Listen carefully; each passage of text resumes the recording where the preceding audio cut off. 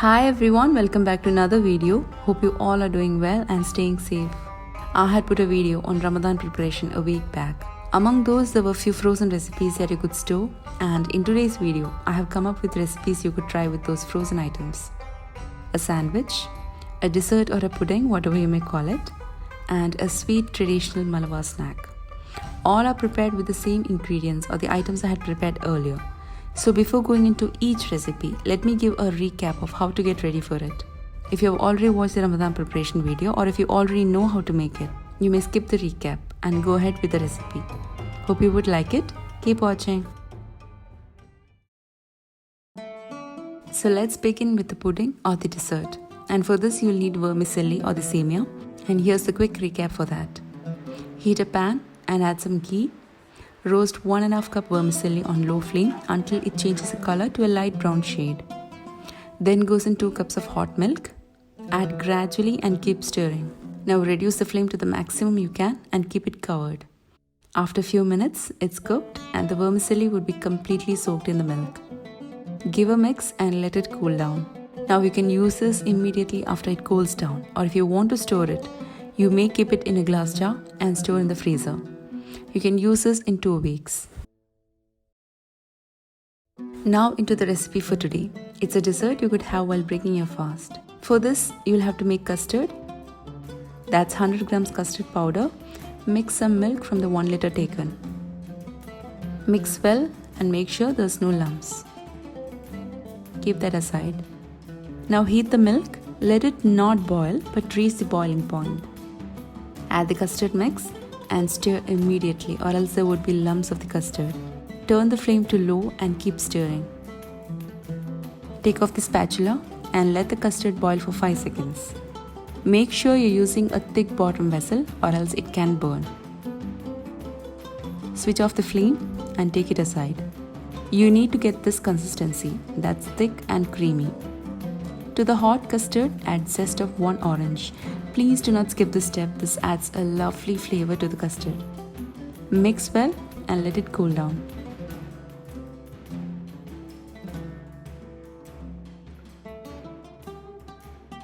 Next, what you'll need for this dessert is tapioca pearls or the sago seeds, also called sabudana. I have taken 1.5 cup sabudana, and for this the amount of water I needed was 6.5 cups of hot water. But in the beginning I boiled 3 cups. And when the sago seeds starts to get thick, keep adding more hot water until you can see it's cooked well. When the white dots from each pearl disappear, that's when the sago seeds are completely done. And now keep that aside, letting it cool down.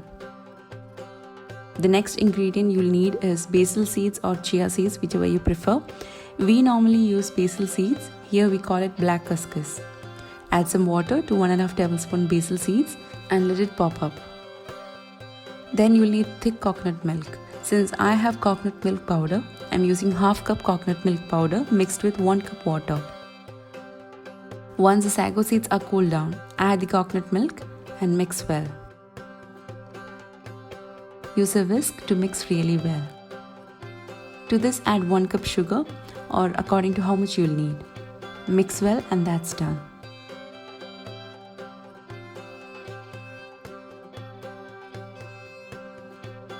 Just give a mix to the custard after it has cooled down. You may use a blender to have a smooth custard or keep it as such. Add 1 tin condensed milk and mix again.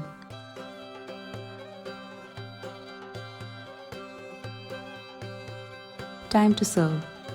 Layering depends on how you like. I added custard to the bottom, then goes in the semia which was frozen but taken 1 hour before serving. Add some basil seeds. Then goes the sago seeds in coconut milk. Finally, garnish with some mixed nuts. And that was prepared when my family had joined for dinner.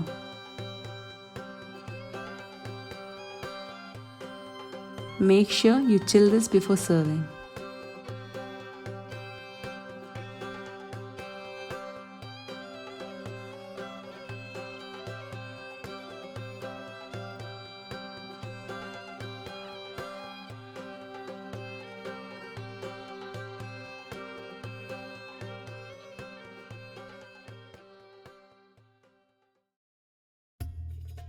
I had prepared a sandwich on the same day when my family had come home, and that comes next. For this, I have used frozen chicken shreds I had prepared, and here's a recap. Marinate chicken pieces with some salt, red chili powder, turmeric powder, and some oil.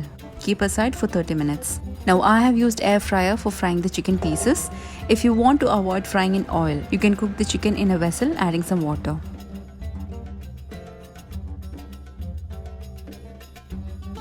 Heat some oil and add the shredded chicken. Add chopped coriander leaves. Toss well. To that goes red chili flakes. I had frozen these chicken shreds and using the same for preparing the sandwich. Let's see how. I made a total of 8 sandwiches.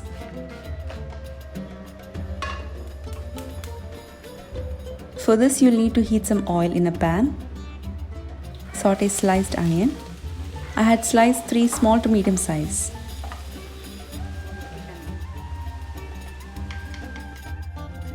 Take 3 small tomatoes and remove the seeds from it.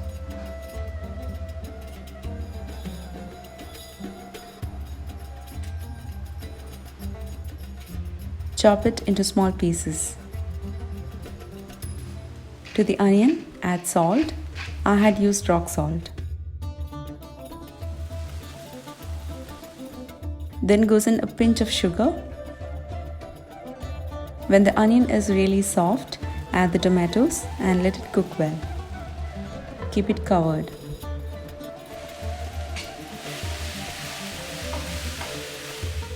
After a couple of minutes, add some crushed black pepper and mix.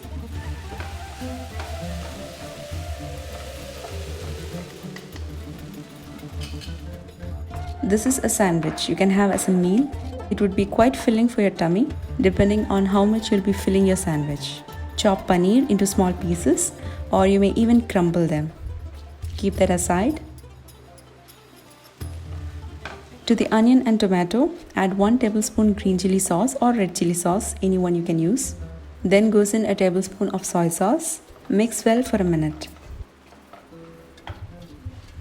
Now add the paneer pieces and mix.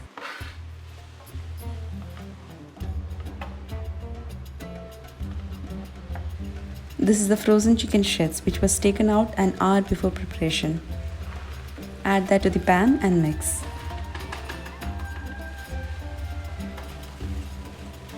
And then finally, you can add eggs.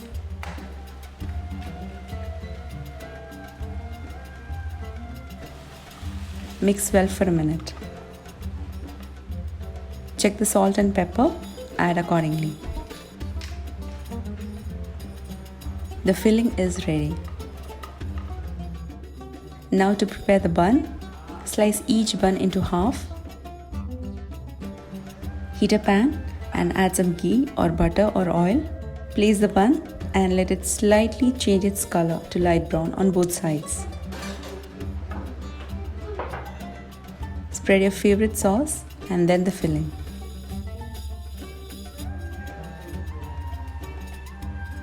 Give a gentle press and it's ready.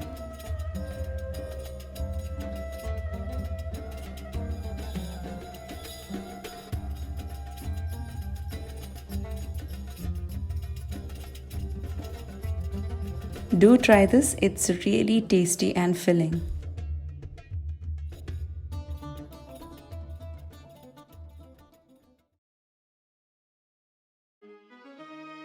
Next and the last recipe is preparing a traditional Malabar snack.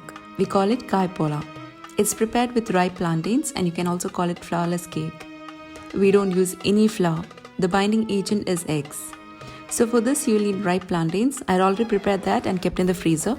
Here's a recap. Heat a pan, preferably non-stick. The amount of ghee depends on the quantity of banana you're using. I don't recommend to use any other banana. Do use plantains for this. Cook the chopped plantains until it changes the color. Then add sugar if needed. You can also use powdered jaggery if you want. Mix and it's done. Once it cools down completely, store in an airtight jar. You can keep this in the refrigerator for 4 or 5 days, but if you want to store for more days, keep in batches and store in the freezer. For preparing this, as I said, you'll need eggs. For 3 cups of the banana mix, I've used 6 eggs. Add that to a blender. Some sugar was already used in the banana, so now I'm adding only half cup. A pinch of salt to balance. Half teaspoon crushed cardamom powder. Blend well and add to a mixing bowl.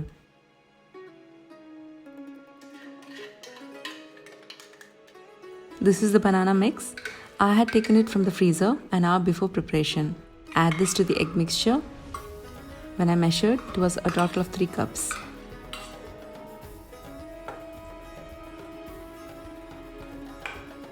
Keep that aside. Heat a pan in which you'll be preparing the snack. Add some ghee, around 2 spoons. Fry some cashews. I already had some chopped mixed nuts and that was kept in the fridge, so making use of it. More raisins. Fry till golden brown and take them out. Use the same ghee. Place a tawa or something like this to prevent burning at the bottom. Add the banana egg mixture into it. Add the fried nuts and raisins on top. Cover and keep the flame to very low. You will have to cook this for at least 25 minutes depending on the size of the pan you are using.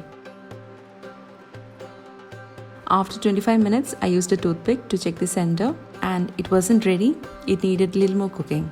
Hence kept it covered and cooked for 5 more minutes. After 5 minutes, again checked and this time it was perfect. Take it off from the heat and let it cool down. After it has cooled down, flip over and flip again to a serving plate. Cut in triangles or squares.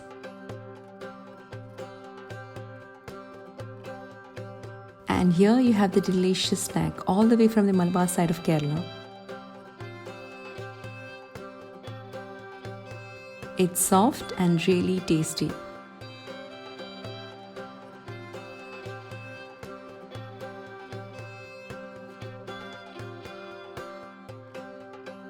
So that's all for today's iftar recipes. Don't forget to try it out and send me your pictures through Instagram or email. Do give a thumbs up if you like today's video and do share among your friends and family. Stay safe everyone. See you with another video. Until then, take care. Bye-bye.